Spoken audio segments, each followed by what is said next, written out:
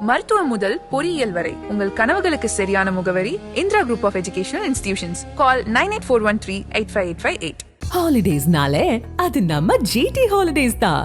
GT Holidays, South India's #1 travel brand.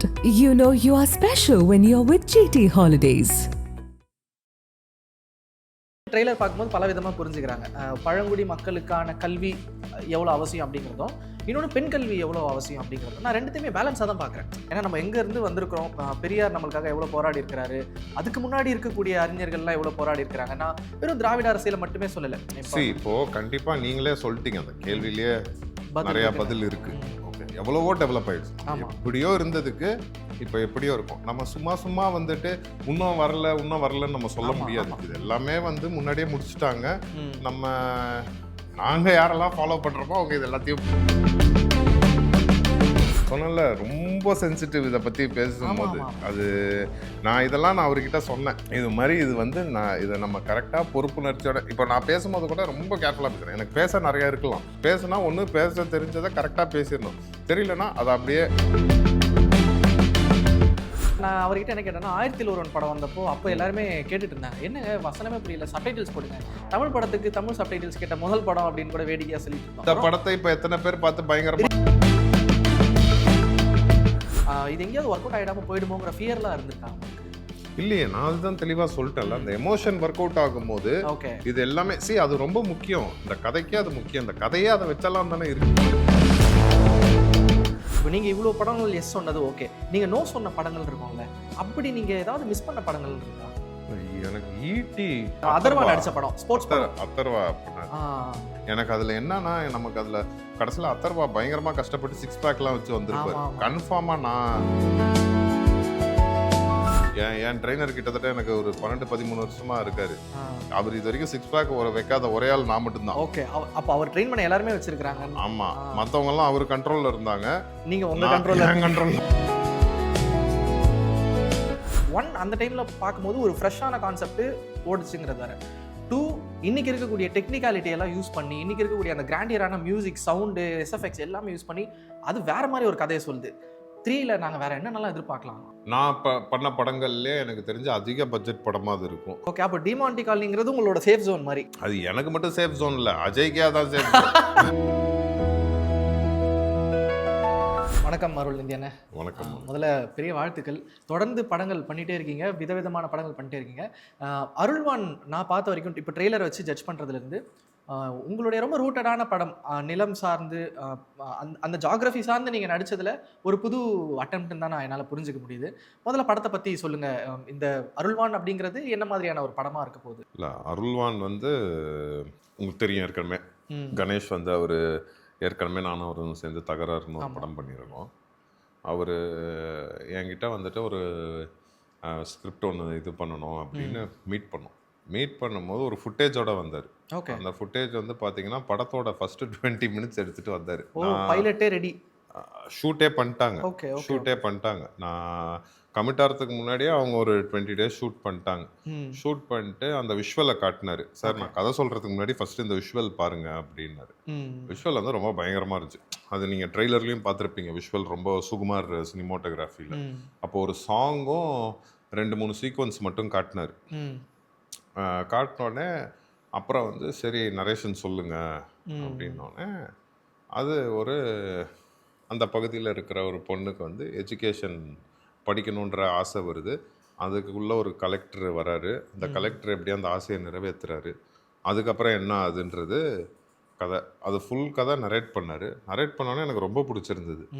எனக்கு first தோணின விஷயம் இது நான் செட் ஆவேனா, ஏன்னா இந்த மெசேஜ் இவ்வளோ பெரிய உதவி செய்கிறது அது ரொம்ப பொறுப்புணர்ச்சியோட நடிக்க வேண்டிய ஒரு கதை. அதோட ரொம்ப முக்கியம் அதை வெளியில் போய் நம்ம எப்படி அதை ப்ரொமோட் பண்ணுறோன்றது அதோட முக்கியம். ஏன்னா இது சும்மா நம்ம விளையாட்டாக ஜாலியாக பேசி அப்படி இது பண்ணுறது கிடையாது.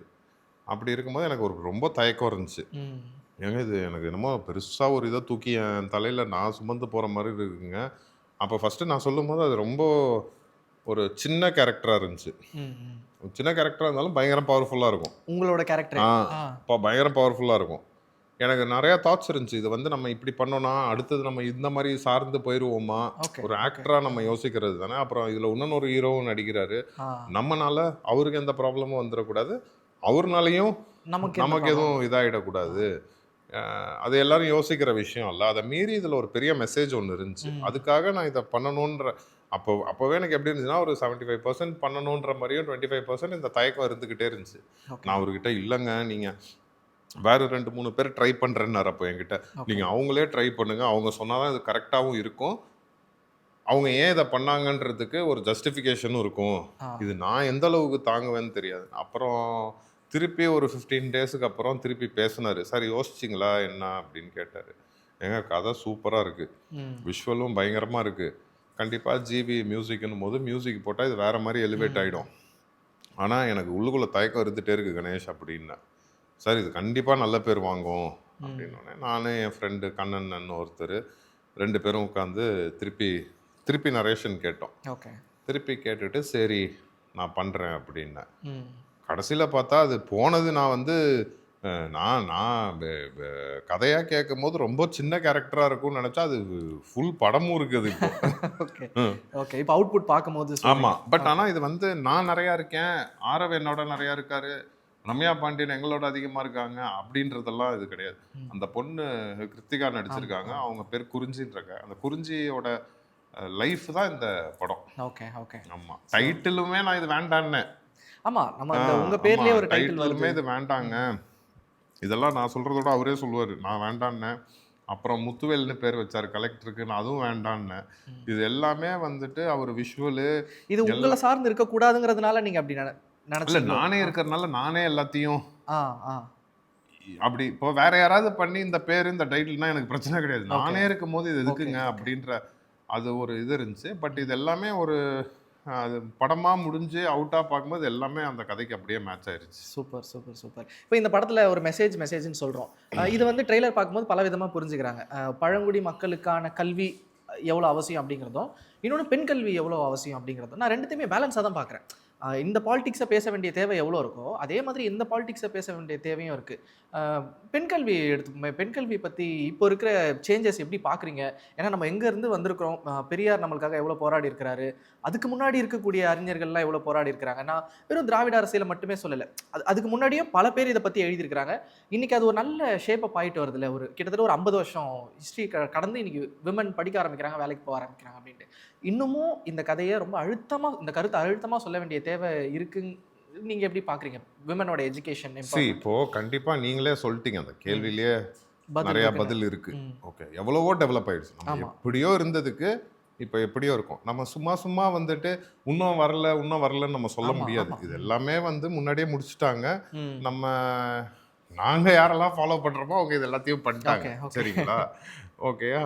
ஸோ இது எல்லாமே ஆல்ரெடி ப்ரூவன் தான். எல்லாமே கொஞ்சம் கொஞ்சமாக படிப்படியாக முன்னேறிட்டு தான் போயிட்டுருக்கு. ஒரு காலத்தில் அது வந்து 50க்கு 50% இல்லை பர்சன்டேஜாக இவ்வளோ பேருக்கு தான் கல்வி இருக்குது, இவ்வளோ பேருக்கு இல்லாமல் இருக்குன்றத இப்போ வந்து பார்த்தீங்கன்னா ஒரு மெஜாரிட்டி ஆஃப் த பீப்புளுக்கு இது இருக்குது. இப்போ இதை நம்ம எடுக்கும் போது வந்து பார்த்தீங்கன்னா இப்படி இருந்துக்குன்னு எடுத்துருக்கலாம். இப்படி இருந்து அதுல இருந்து மீன் இருக்கும்.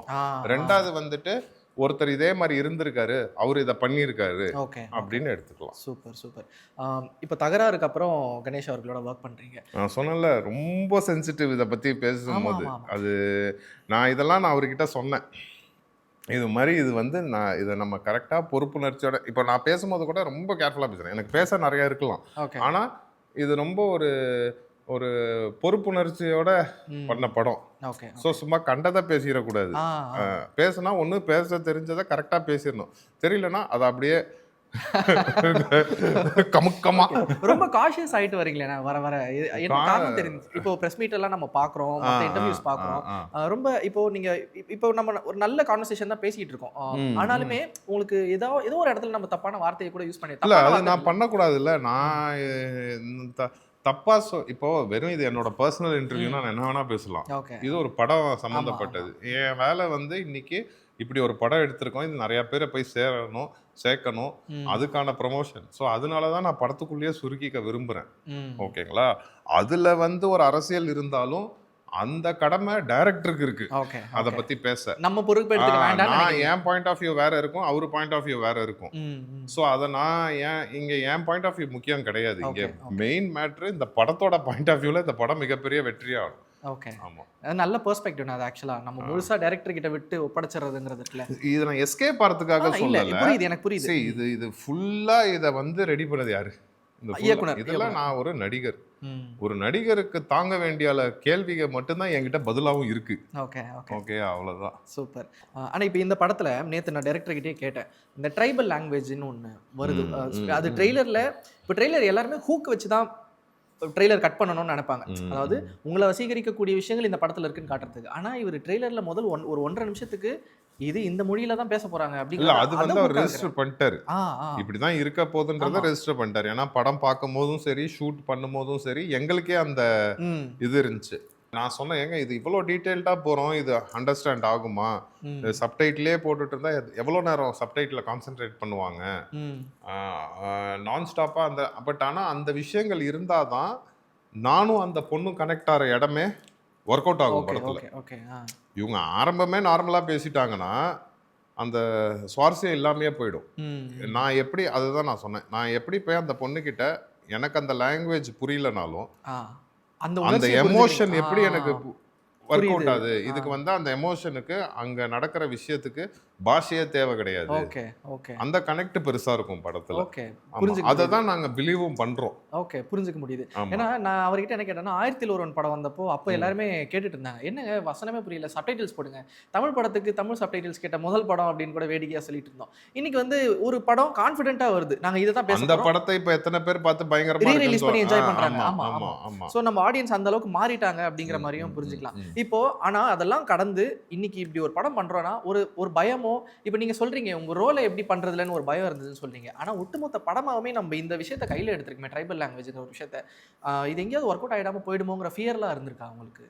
இல்லையே, நான் அதுதான் தெளிவா சொல்லிட்டேன்ல, அந்த எமோஷன் ஒர்க் அவுட் ஆகும்போது ஓகே இது எல்லாமே அது ரொம்ப முக்கியம். இந்த கதைக்கே அது முக்கியம். இந்த கதையே அதை வச்செல்லாம் தானே இருக்கு. Okay okay. இப்போ யாருன்றது, அவங்க எங்க இருந்து வராங்க என்னன்றது, அந்த மொழியும் தேவையில்ல அதுக்கு.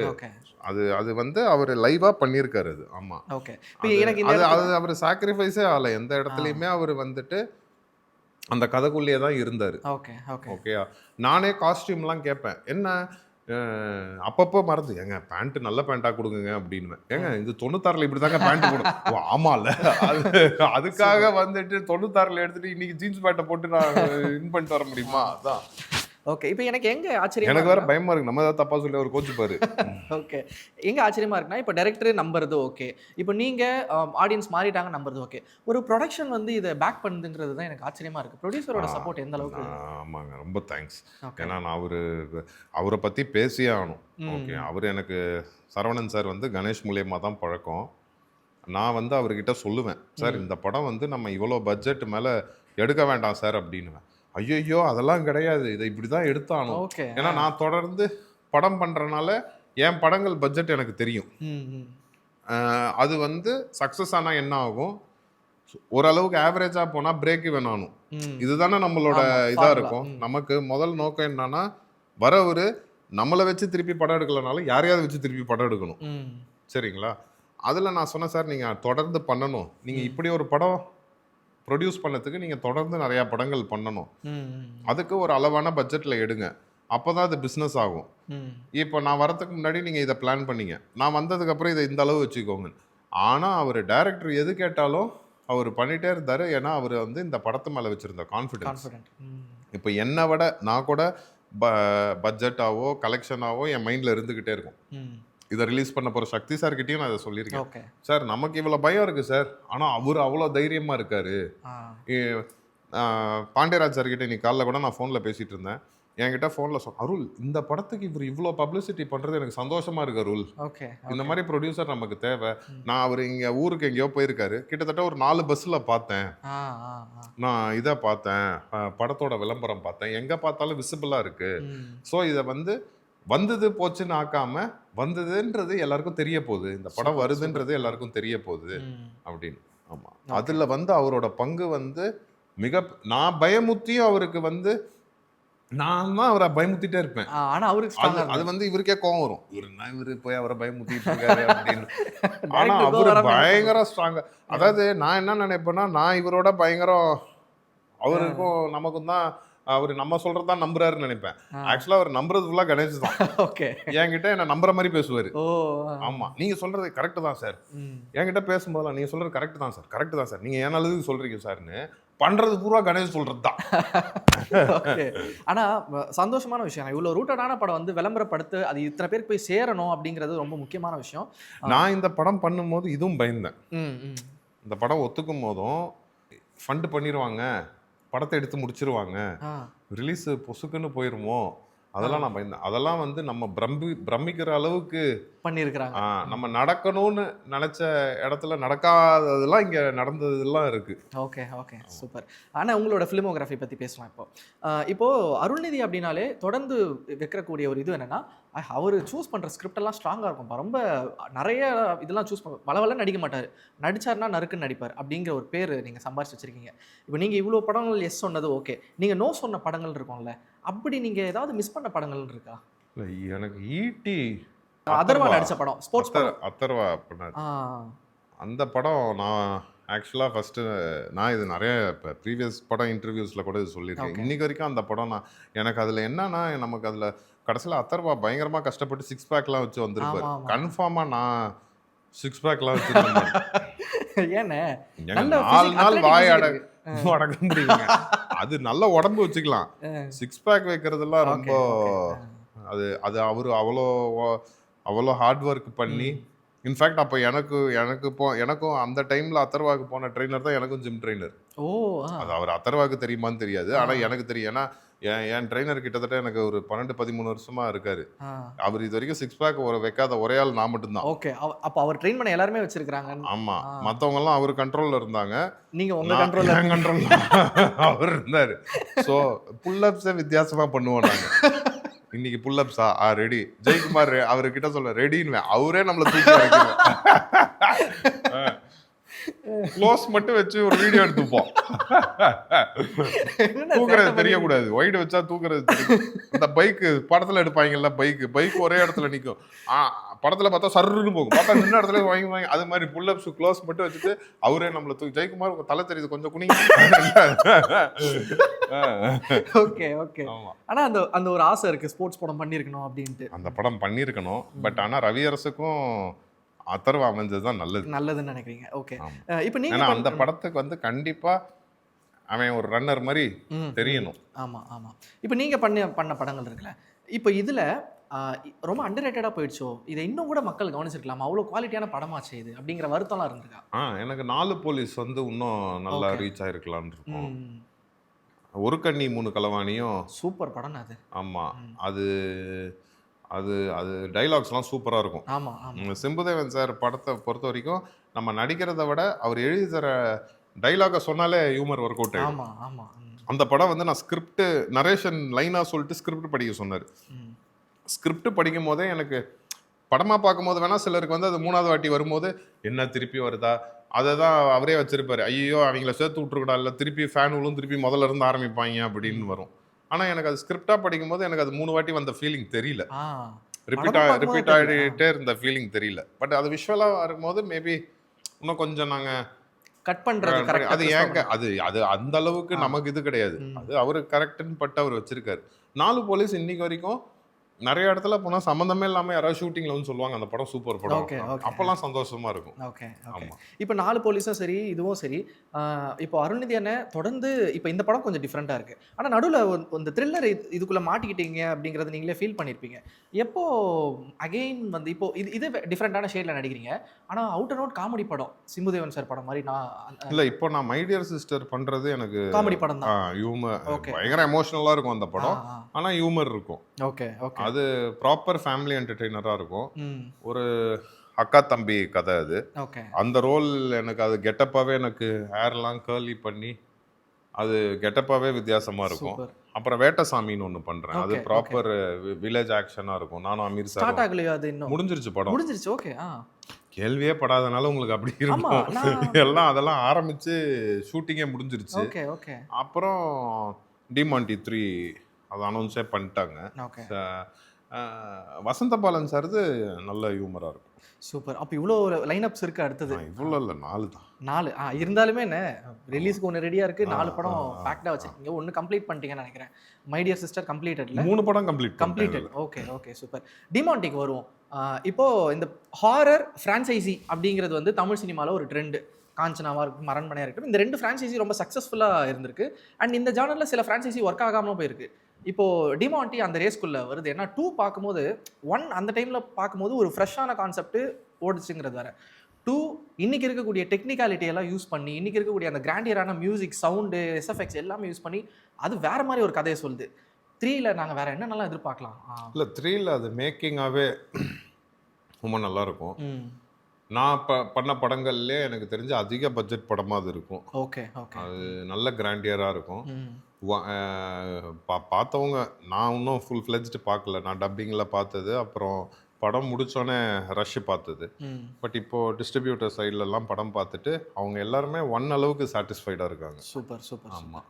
ஓகே. ரொம்ப ரொம்ப ஆன்டிசிபேட்டடான ஒரு இது. ஏன்னா நான் 2 தியேட்டரில் பார்க்கும்போது ஒரு இன்டர்நேஷ்னல் லெவலான ஃபீலிங் இருந்தது. அந்த சவுண்ட் எனக்கு வந்து பர்சனலாக வந்துட்டு என்னன்னா, ஒரு ஆக்டராக எனக்கு எப்படியும் டிமாண்டி 3 அது அது அந்த படம் பெரிய பட்ஜெட்டில் எடுத்திருக்காங்க. அந்த படம் ஆல்ரெடி பிஸ்னஸ் ஆயிடுச்சு. ஓடிடி முதற்கொண்டு, தேட்ரிக்கல் முதற்கொண்டு, ப்ரொடியூசர் மச் சேஃப், அதில் நல்ல ப்ராஃபிட்டபுளாகவே இருந்திருக்கும் அவங்களுக்கு. அது ஒரு ஃப்ரான்ச்சைஸின் போது நீங்கள் நாளைக்கு 4 எடுத்தாலும் 4 எடுத்தாலும் அந்த டைட்டிலுக்குன்னே அது ஒரு இது. எனக்கு வந்து பர்சனலாக க்ரோத்தாக எங்கே இன்னும் நல்லா இருக்கும்னா, மை டியர் சிஸ்டர், வேட்டசாமி, இந்த மாதிரி படங்கள்லாம் நல்லா பேர் ரீச் ஆனும். அப்புறம் அருள்வான். ஆமாம். ஓகே. அப்போ டிமாண்டி காலனிங்கிறது உங்களோட சேஃப் ஜோன் மாதிரி அப்படி நீங்கள் கன்சிடர் பண்ணுறீங்க? அது எனக்கு மட்டும் சேஃப் ஜோன் இல்லை, அஜய்க்கே அதான் சேஃப் ஜோன்.